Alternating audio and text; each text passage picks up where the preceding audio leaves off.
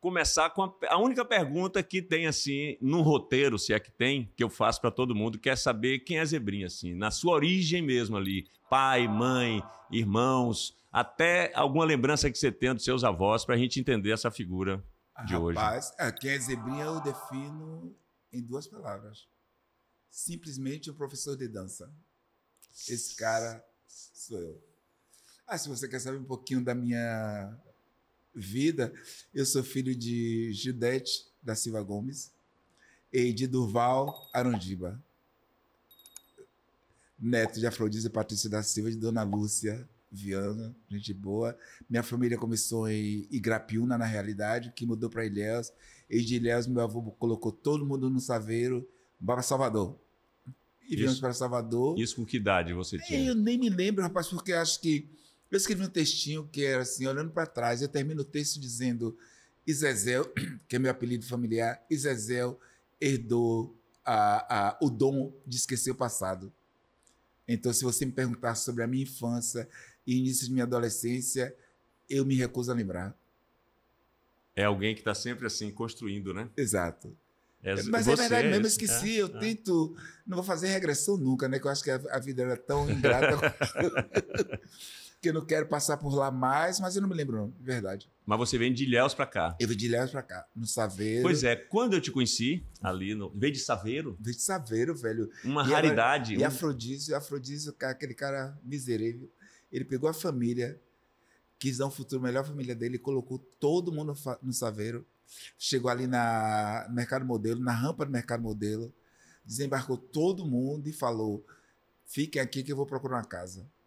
Uau. E saí para procurar essa casa. O Saveiro, Zebrinha, é quase um útero, né? Quer dizer, você é um renascimento aqui, né? Exatamente. E uma embarcação linda, linda, linda, linda, né?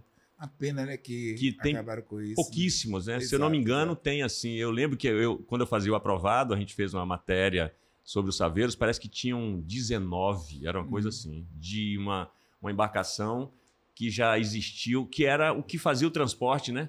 Das mercadorias do Recôncavo para Salvador, né?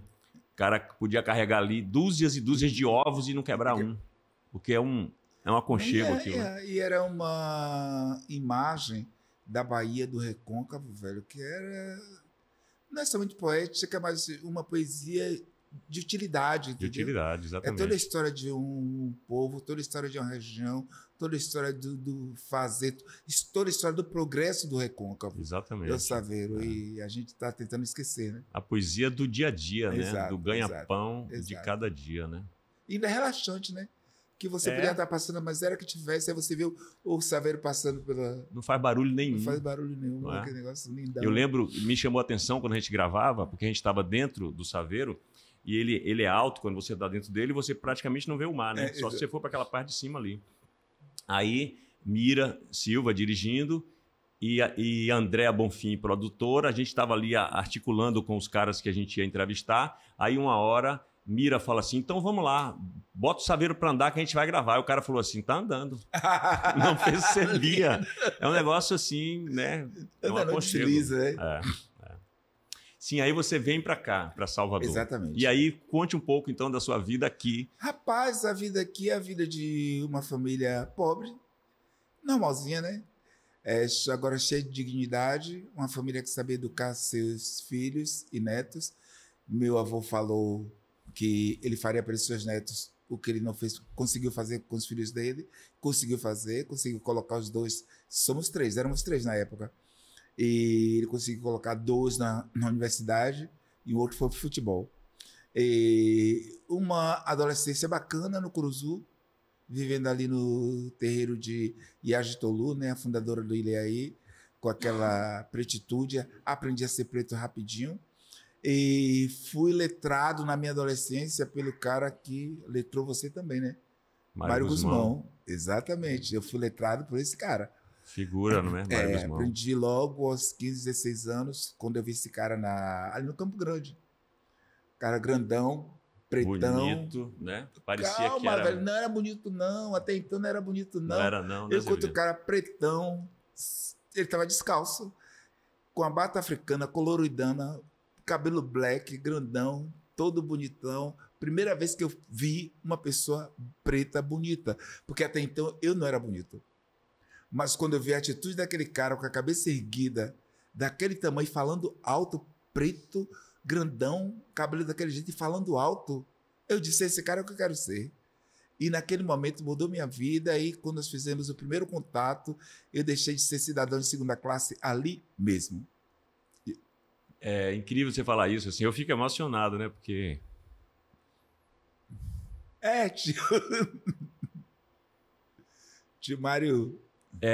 assim, eu não estaria aqui se não fosse Mário Guzmão, né? Conheci Mário Guzmão ali em Itabuna, quando ele teve que sair daqui por uma questão que teve com polícia, com algumas coisas, e sobrou pro Negão, né? Tinha uma galera no apartamento e tal, fazendo uma festa, e aí sobrou pro Negão. Aí ele saiu daqui e foi para Ilhéus, né? Sua terra, passou 3 anos, se não me engano, trabalhando na divisão de cultura de Ilhéus, aí depois foi para lá, para Itabuna, e conheci ele lá.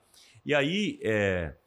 E já ouvi muita gente falar assim da importância dele para a consciência negra, né? De entidades, né? Tipo, até o Ileaê, Olodum, né? Carlinhos Brau fala muito dele, Tonho Matéria, né? E não somente, acho que com Mário Guzmão começa a instituir a nossa identidade de verdade. Eu acho que Mário Guzmão começa isso. Certo? De ser primeiro isso, primeiro aquilo, primeiro... E um cara começou a ser respeitado na realidade. Não respeitado na base como cidadão, mas respeitado como artista, respeitado como homem. E um cara que nos anos 70 era assumidamente gay. Aí, gente, aquele cara... À frente, assim, né? À frente ele era coragem, muito à frente. Ele era tudo que um adolescente da minha idade precisava ter contato. Certo? E graças a Deus que eu sou a soma desse cara, viu? Que maravilha, Zé Brian. Exatamente, a continuação dele, né? Exatamente. Ele e Antônio Pitanga, os primeiros negros a entrarem na escola de teatro, né? Exatamente. Parece que ele é o primeiro a se formar, primeiro negro a se formar na escola de teatro. Era amigo íntimo de Glauber Rocha, não só fazia os filmes de Glauber, mas Glauber pirava também com a cabeça daquele negão, né? Falava inglês numa época que, né? Era difícil, né? Quando a África ainda era execrada, velho, foi ele que me apresentou a África bonita, certo? Que não foi a África de Biafra, não foi a África na época, né? Aquelas imagens horrorosas da África. Mário Guzmão, simplesmente agachado, quem via agachado, ele me apresentou uma África que era a África do progresso, a África da beleza, a África da cultura, certo? Foi o que primeiro falou da biblioteca de Timbuktu, para mim, certo? Foi o que primeiro falou que os povos africanos falavam 2.600 línguas, certo? Ele me falou que a África não era um país, certo? Que a África era... O cara me ensinou tudo, toda a base que eu trago até hoje. Você falou dele acocorado, né? Eu lembro disso. Ele é acocorado. Ele chegou em Itabuna com 65, se não me engano. Então ele ficava acocorado na posição que muitos jovens hoje não ficam. E ali ele conversava, os joelhos aqui embaixo do sovaco, aqui assim, mas a coluna assim, e conversando na sala da casa dele. Era ali que ele fazia as reuniões, né? Exatamente. Uma figura assim, né, extraordinária, Mário Guzmão, né? Extraordinária é necessária, né? Super necessária. Uma figura louca. Cabeça daquele camarada, quando ele estava criando, a sensação é que saía fumaça, porque o cérebro ali, né, em atividade. Você falou alguma coisa parecida assim, que ali você aprendeu a se assumir como preto, não é? A não ser cidade. Sim, claro, eu aprendi a me achar no Curuzu, preto, sim. Como é isso? E não, rapaz, porque, como eu disse a você, eu tenho hoje eu estava olhando as fotos antigas minhas e era fotos de 16, 17 anos e mesmo antes talvez. E eu olho a foto, era um cara bonitão, velho, adolescente bonitão, com bocão, um zoião, narizão, todo bonitão. E esse cara se achava feio. Outro dia eu falei, inclusive assim, pô, vou ter que pedir perdão a esse cara a vida toda, porque esse cara eu achava feio, certo? O Curuzu, eu fui criado para ser um cidadão de segunda classe. Eu fui criado para ser um cidadão que respeitava branco. Eu fui criado para ser um cidadão que não olhava na cara de... Ser cidadão, uma pessoa que não encarava a pessoa branca. Eu fui criado assim, certo? Meu avô falava que uma pessoa que fosse mais clara que a gente era uma pessoa de qualidade. Isso era minha casa. Então, eu sou esse cara que mesmo aí entrando no ginásio ainda tinha esse ranço de baixar a cabeça. É aí que eu digo, quando eu encontro Mário Guzmão, eu percebi que ser cidadão de segunda classe não era o meu destino. Aprendi ali que eu era dono do meu destino e que eu podia fazer de mim o que eu quisesse fazer. Inclusive ser rico.